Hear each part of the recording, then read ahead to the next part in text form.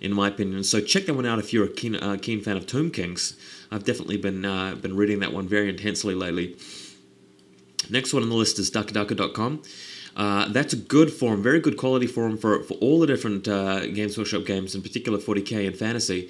I've been posting a lot on that list. I'm reading a lot of the army lists that show up in the army list forum section of that forum, and rules questions as well, so you'll probably see some of my posts there.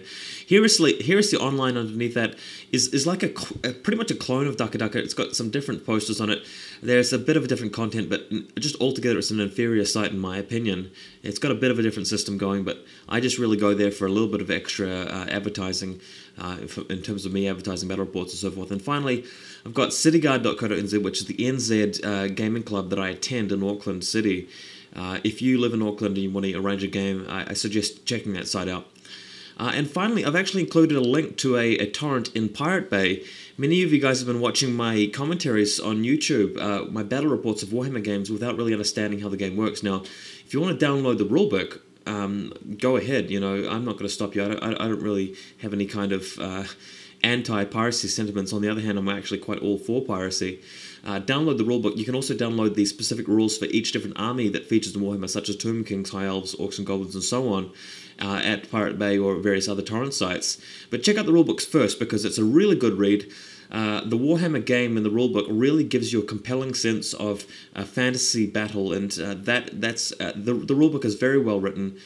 I think it's very fun to read, and once you do read it, obviously you'll understand what's going on in my battle reports a lot better, and I think you'll actually start to enjoy them a lot more, those of you who haven't done so already.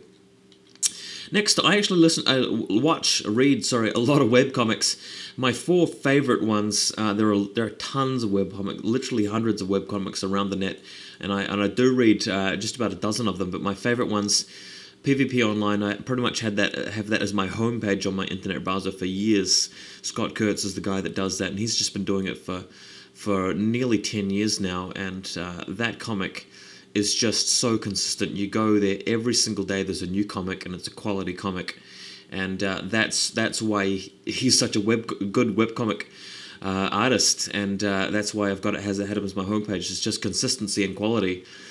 Next one on the list is questionable content. That's the only area of my life where I'm actually into any kind of drama or soap opera kind of stuff. It's like an indie rock soap opera, but it's just done so well, and the way he's just timed it out over the years is brilliant, and I think his art is very good too.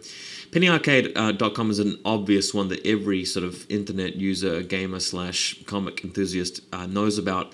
Obviously, they're pretty much one of the hugest webcomics on the net. They review games, and they have the power to sink a new game if they really want to some extent anyway. And finally on the list, GiantITP.com. That's the Order of the Stick.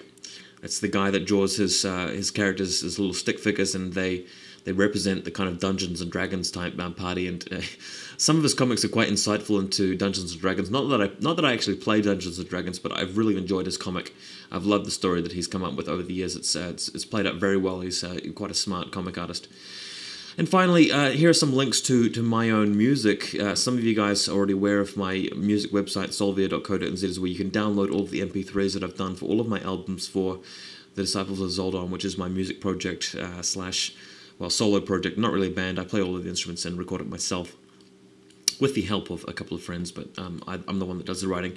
I'm also on MySpace, obviously, the Disciples of Zoldon after MySpace, and I'm on Last.fm. Some of you guys might not be aware of the Last.fm website. That's a website which works in conjunction with a program you download on your computer, and it records statistics about the songs that you listen to on MP3 players, and creates statistics about them and compares them with other people on the site. And it works like a social networking site involving listeners and bands, and it just collates the statistics on music, so I can go to that site and see my own band on that, or my own music project, and then see how many people are listening to it, how many songs of mine are being listened to, and how many listens they've had, and so forth. And I find that very interesting.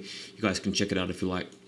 Well, that's it. That's a summary of all of my links. I'm sure you guys will be bursting to post other links of your own. I probably won't really care too much about your links, because I'm selfish like that. Haha. But if you have to add links that I haven't included here, go ahead. Other people might enjoy that. But these are the links that I've considered most important for this video.